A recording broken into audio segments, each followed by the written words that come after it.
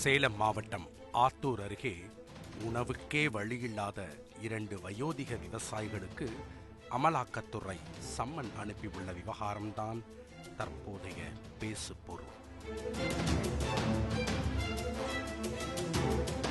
சம்மனில் ஜாதி பெயர், விவசாயிகளுக்கு கொலை மிரட்டல்.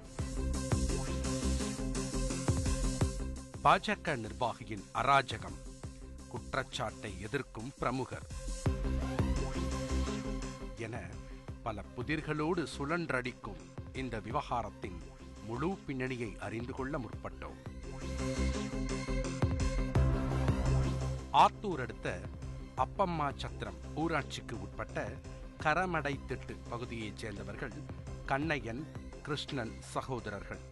இதில் அண்ணன் கண்ணையனின் 4 பிள்ளைகளும் திருமணமாகி வெளியூரில் செட்டில் ஆகிவிட்டனர். கிருஷ்ணனுக்கு குழந்தைகள் இல்லை. இதனால் அண்ணன் தம்பி இருவரும் பெரிய கல்வராயன் மலை அடிவார பகுதியில் தங்களுக்கு சொந்தமான 6 ஏக்கர் நிலத்தில் விவசாயம் செய்து பிழைப்பு நடத்தி வருகின்றனர். இந்த சமயத்தில்தான் கடந்த சில நாட்களுக்கு முன் அண்ணன் தம்பி இருவருக்கும் வந்த ஒரு தபால் அவர்களை அதிர வைத்திருக்கிறது. ஆம், அதுதான் அமலாக்கத்துறையில் இருந்து வந்த சம்மன். அதில் கருப்பு பணம் மற்றும் கள்ள நோட்டு பரிமாற்றம் செய்வதாகவும் அதற்கு நேரில் வந்து விளக்கமளிக்க வேண்டும் என குறிப்பிடப்பட்டிருந்தது. மேலும் அந்த சம்மன் கவரின் முகப்பு பக்கத்தில் முகவரியோடு சேர்த்து விவசாயிகளின் ஜாதி பெயர் எழுதப்பட்டிருந்தது அவர்களுக்கு பெரும் கலக்கத்தை ஏற்படுத்தியது. வேணும்னு நிலம் விட மாட்டேங்கிறான், இவனை இங்கே வச்சிருக்கூடாது, ஒரு தாழ்த்தப்பட்டவனை, நம்ம மேல் ஜாதி, அதனால அவனை இந்த இடத்த விட்டு காலி பண்ணங்கிறதுனால தான் இந்த திட்டமிட்டு இதை செஞ்சிருக்காங்களே தவிர வேற எங்க யாரும் எனக்கு எதிர்ப்பு கிடையாது.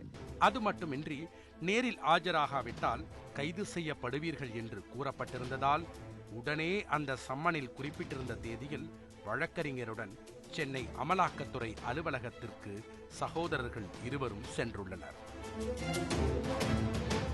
அப்போது அதிகாரிகளோ உங்களிடம் தனியாக பேச வேண்டும் என்று சகோதரர்களை அழைத்திருக்கிறார்கள். ஆனால் வழக்கறிஞர்கள் அதற்கு மறுப்பு தெரிவித்ததால் இருவருக்கும் இடையே வாக்குவாதம் ஏற்பட்டிருக்கிறது. ஆஜரானா உள்ள கூப்பிட்டாங்க, பேசுறாங்க. 2வது எனக்கு இதுக்கு சம்மந்தம் இல்லைங்க, வந்து வேணா செக்அப் பண்ணிக்கங்கன்னு.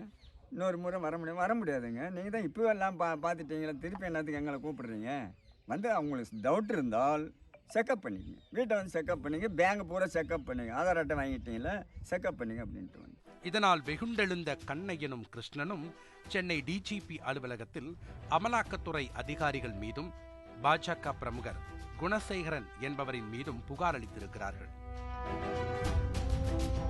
யார் இந்த குணசேகரன் என்ற கேள்வி உங்களுக்கு தோன்றலாம். நடக்கும் அனைத்துக்கும் குணசேகரன் தான் மூல காரணம் என்று கண்ணையனும் கிருஷ்ணனும் குற்றம் சாட்டுகிறார்கள். இதனால திட்டமிட்டு இவங்களை ஒரு தாழ்த்தப்பட்டவன் நம்ம முன்னால் இருக்கக்கூடாது, நம்ம பிஜேபிக்காரன் அகில் ஜாதி இருக்கக்கூடாது, இல்லை அந்த திட்டத்தை வச்சு இவனை அனுப்பணுங்கிற ஒரு எண்ணத்தை வச்சு தான் இவங்க அந்த சேகருங்கிற ஆள் செஞ்சாப்புல, குணசேகரன் செஞ்சாப்புல தவிர பழனிவேல் குணசேகரன் வேற எந்த இவங்க தான் செஞ்சது எனக்கு அத்துப்படியே தெரியும். பாஜக கிழக்கு மாவட்ட செயலாளரான குணசேகரன் கண்ணையன், கிருஷ்ணன் சகோதரர்களின் பக்கத்து நிலத்துக்காரர். கடந்த 5 வருடங்களுக்கு முன் அந்த நிலத்தை குணசேகரனுக்கு வாங்கி கொடுத்ததே இந்த விவசாயி சகோதரர்கள் தானாம். சில ஆண்டுகளுக்கு பிறகு இவர்களின் நிலத்தையும் அடிமாட்டு விலைக்கு கேட்டிருக்கிறார் குணசேகரன். ஆனால் அதற்கு இவர்கள் சம்மதிக்காததால் அன்று முதல் குணசேகரனின் அராஜகம் அதிகமானதாக தெரிகிறது. விவசாயம் செய்ய விடாமல் விளை நிலத்தில் நீர் பாய்ச்சுவது, மட்டைகளை வீசுவது, ஆட்களை வைத்து கொலை மிரட்டல் விடுவது என தொடர்ந்து தொல்லை கொடுத்ததாக சொல்லப்படுகிறது. அது மட்டுமின்றி முதியவர்கள் இருவரும் போலி ஆவணங்களை சமர்ப்பித்து 1990ஆம் ஆண்டு கடன் வாங்கியதாகவும் வழக்கு தொடர்ந்திருக்கிறார் குணசேகரன். இந்த வழக்கு இன்னும் நிலுவையில் உள்ளது. இப்படி தொடர்ந்து தொல்லை கொடுத்து வந்தும் குணசேகரனின் பிடியில் சிக்காததால் அவர் இப்படி அமலாக்கத்துறை மூலம் நெருக்கடி கொடுப்பதாக குற்றம் சாட்டுகிறார்கள். இதனால் குணசேகரன் மீதும் அமலாக்கத்துறை அதிகாரிகள் மீதும் புகார் கொடுத்திருக்கிறார்கள். ஆனால் அந்த மனுவில் இருந்து அமலாக்கத்துறை அதிகாரிகளின் பெயரை நீக்கிவிட்டு கொடுக்குமாறு காவல்துறை தரப்பில் கூறியதாக தெரிகிறது. அதன் பிறகுதான் இந்த செய்தி இணையத்தில் வைரலாகி பெரும் சர்ச்சையை ஏற்படுத்தியிருக்கிறது. பல்வேறு தரப்பினரும் இந்த சம்மனுக்கு கண்டனம் தெரிவித்து வருகின்றனர். ஆனால் இந்த குற்றச்சாட்டுகள் முழுக்க முழுக்க பொய் என்றும் தான் அப்படி ஒரு புகாரை கொடுக்கவே இல்லை என்றும் மறுக்கிறார் குணசேகரன். 100% பொய். அப்படி ஏதாவது ஒரு கடுகளும் ஒரு ஆதாரம் நான் தான் போட்டு செல்லுதான் நீ என்ன தண்டனை கொடுத்தாலும் நான் வாங்கி தயார். நான் அந்த மாதிரி புகார் ஈடிக்கு போடுற அளவுக்கு அதில் ஒன்றும் முகாந்திரமும் கிடையாது. ஈடிக்கு போவோம். இந்த ஈடி யூஸ் பண்ணி இந்த கோர்ட்டில் போட்டிருக்க கேஸுக்கே இந்த தீர்ப்பு இல்லை.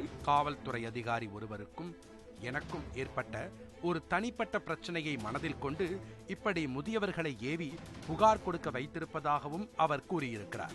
தனி காரணம் ஆத்தூர் காவல்துறை தான். காவல்துறை மேலே புகார் கொடுத்தா வாபஸ் வாங்க முடியாதுன்னு சொன்னேன். அது ஒரே காரணத்துக்கோசரம் பழிவாங்க நோக்கத்தை இவங்க எல்லாம் யூஸ் பண்ணிட்டாங்களே தவிர வேற எந்த தவறும் அங்கே நடக்கல.